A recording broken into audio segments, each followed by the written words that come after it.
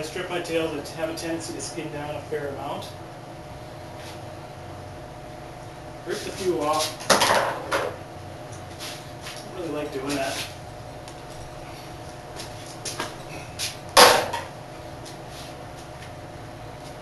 I seen a guy at a convention who was skinning a coyote. Did the old tuck the tail in the leg. Heck of an idea. Once you get that done,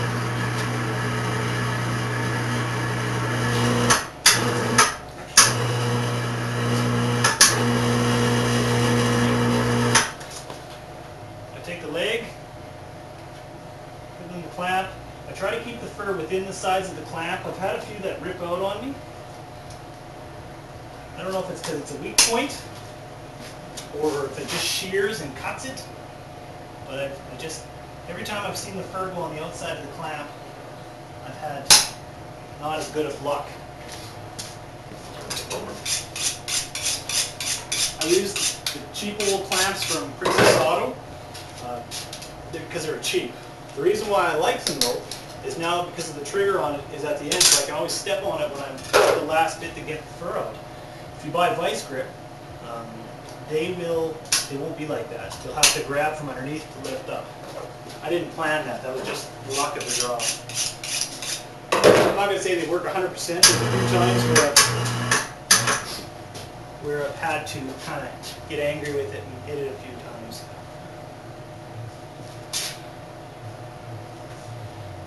Don't think that you can just peel a coyote off.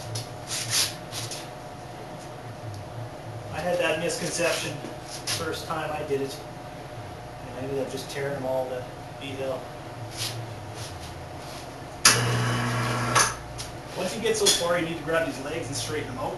Otherwise, they'll catch right along that belly line, and you'll tear your pelt. Unless you really like to stitch, I wouldn't recommend it.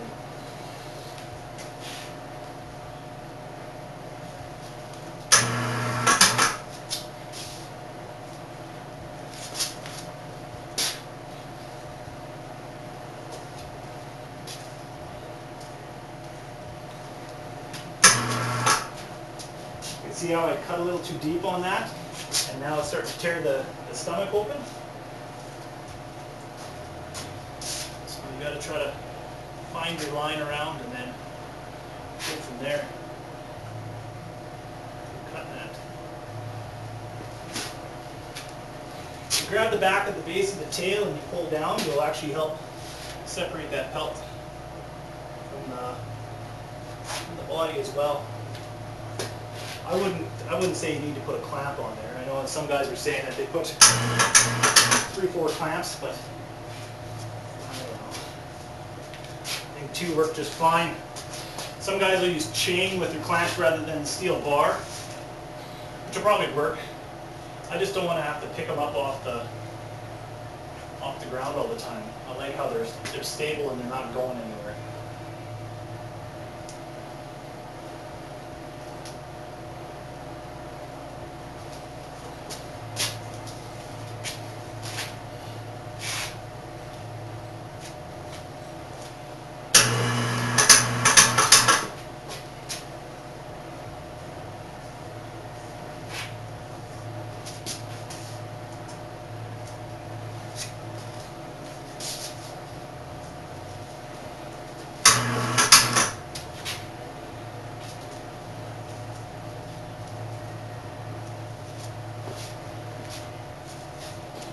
This guy was thawed more than I thought. Nope. Frozen around the hindquarters, but when I place my kites, I have a wood stove. When I put them against towards the heat to thaw them out, one, I get them off the concrete because I'm finding that the whole half side will still be hard as a rock from the concrete. So I stick them on a 5-gallon pail, and then I put their backs towards the fire. And usually by the time your belly is warm enough, the rest of the body is really good to go.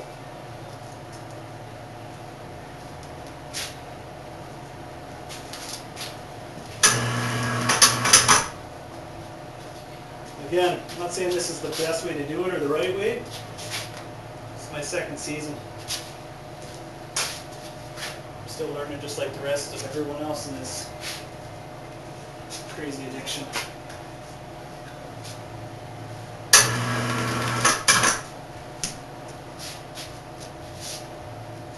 I'm not so worried about the blood in the arteries. I wash all my kites, so they just get skinned as is.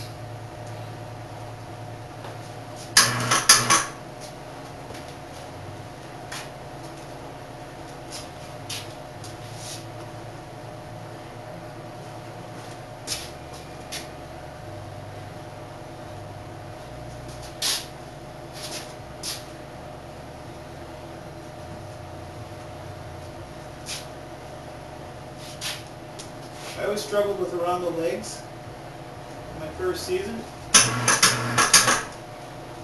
I'm getting better. Still think I got lots to do though.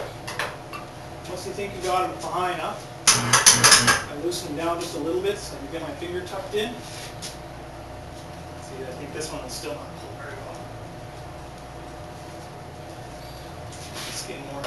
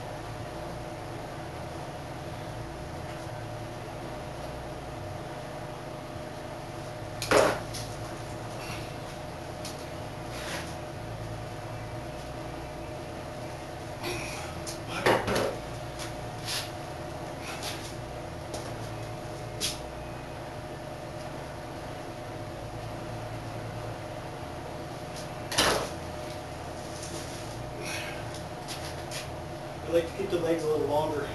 I end up putting them on the tip of my fleshing beam, and then the pelt doesn't slide anywhere as I'm going.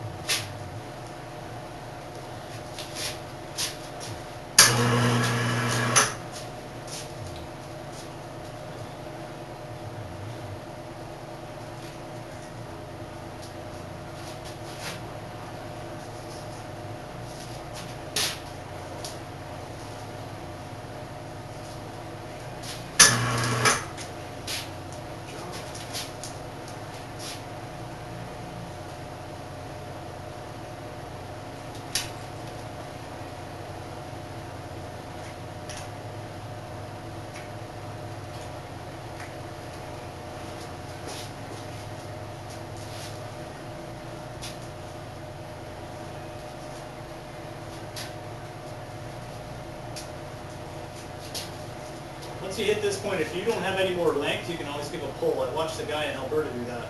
So you have a skinning gambrel that's just a steel base. That's it.